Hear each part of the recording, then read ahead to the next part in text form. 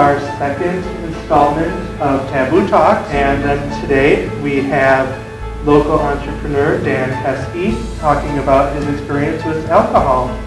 I've known Dan for quite a while now, and I'm not sure if he'd want to be associated with me, but I've been very proud to call him my neighbor and boss, especially the past year. So we can give a warm welcome to Mr. Dan Keske.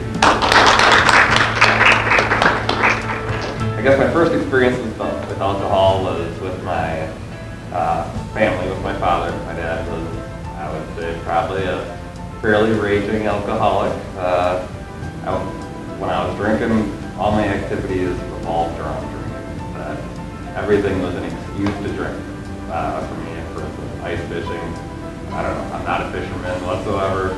I just go and I would sit in the shanty and I just drink and watch somebody else fish. But that's how my life revolved, was around reasons to drink versus activities that I enjoyed. Which another thing I've noticed is that once you start drinking, it always seems like you get that first beer and it seems like it just keeps getting better and it keeps getting better, and you always think that the climax is going to be drinking more, but in turn it really is kind of the opposite. It seems like you get to a point of a mild buzz, or right when you first start drinking, and after that it actually goes quite a bit downhill.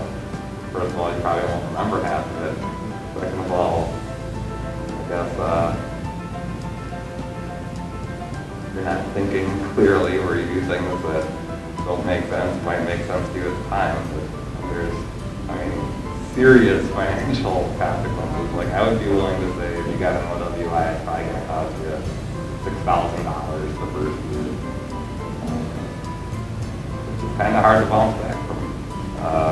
That I always just felt like I could handle it, I could drive home, I could do whatever, don't worry about it, you know.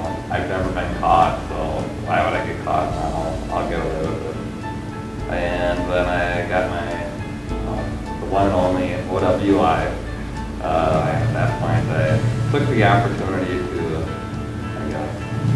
was forced, and took the opportunity to take it seriously, that maybe I should actually try and do something.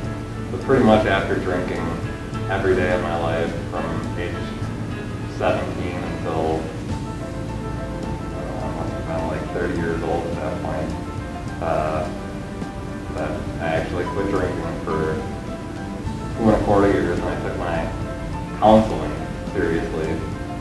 Luckily I was older, I guess, when I quit drinking. So it wasn't as hard, but typically I'd still get, because my group of friends are all the people that drink.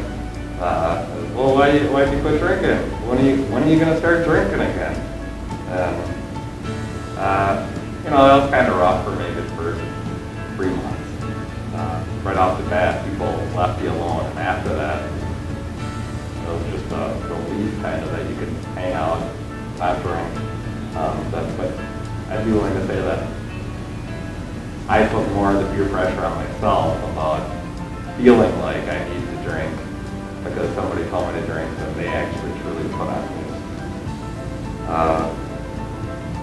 That when I allowed myself to start drinking again, I had my first drink again on the night that I got engaged with my wife. And so we had a glass of champagne together and a couple of cocktails at dinner that night. But what I noticed after I allowed myself to drink again, which I drank at a much slower pace, but I did notice that it was easy that it truly is a slippery slope, that if you did have a problem or do have a problem and you don't acknowledge it, that you can easily fall back into your old habits.